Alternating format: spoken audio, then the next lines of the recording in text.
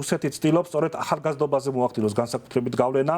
ეს გადაწყვეტილებაც მოქალაქეობის გამარტივების შესახებ მე ვფიქრობ, რომ მეტად ახალგაზრდებისთვის არის განკუთვნილი, რომ რაც შეიძლება მეტი ახალგაზრდა გახდეს რუსეთის მოქალაქე და მათ სწორედ რუსეთში და რუსულ სივრცეში განაგრძონ სწავლა და მუშაობა და შესაბამისად, რა თქმა უნდა, რუსეთი აგრძელებს აფხაზეთის ანექსიას. ანუ ეს პროცესები ყველაფერი, რაზეც ახლა მე ვსაუბრობ, საბოლოო ჯამში მიდის იქითკენ, რომ აფხაზეთი სრულიად შეუერთდეს რუსეთს, ანუ იქ პრაქტიკულად ანექსიური პროცესები არის დაწყებული და ეს ხდება იმ ფონზე, როდესაც საქართველოს ხელისუფლება, ამჟამინდელი ხელისუფლება სამწუხაროდ პრაქტიკულად არც ერთ ასეთ დაბიჯზე რეაგირებას არ ახდენს. ხო, თუნდაც ამ მოქალაქეებასთან მიღებულ გადაწყვეტილებას, ხო, რომელიც სულ რაღაც რამდენიმე სიმკაცრე სიხისტე აკლია თქვენ ასე არა მხოლოდ სიხისტე, არამედ არ არის თანმიმდევრული და მე ამას საერთოდ ვერ დავარქვენ პოლიტიკას, რაც ხონციელდება ოკუპირებული ტერიტორიების მიმართ, ხო?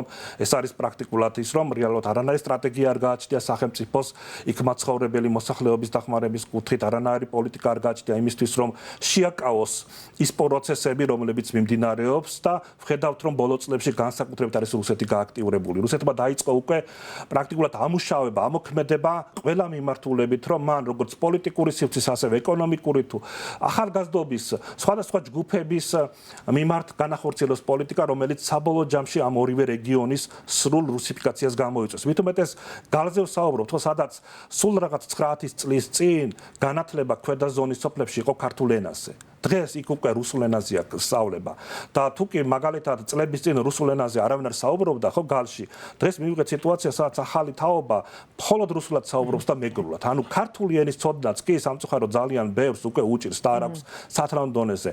მაშინ როდესაც უფრო მეტად გაძლიერდა რუსული სწავლება და ეს უკვე არის შედეგი იმ რუსიფიკაციის პოლიტიკის, რომელსაც საქართველოს ხელისუფლება მე ვფიქრობ, რომ არ უპირისპირდება და პირიქით შეიძლება ითქვას, რომ ხშირ შემთხვევაში რუსულ პროპაგანდას და რუსულ პოლიტიკას თბილისი უფრო მეტი თანმიმდევრობით ახორციელებს ვიდრე სოხუმი და ცხინვარი.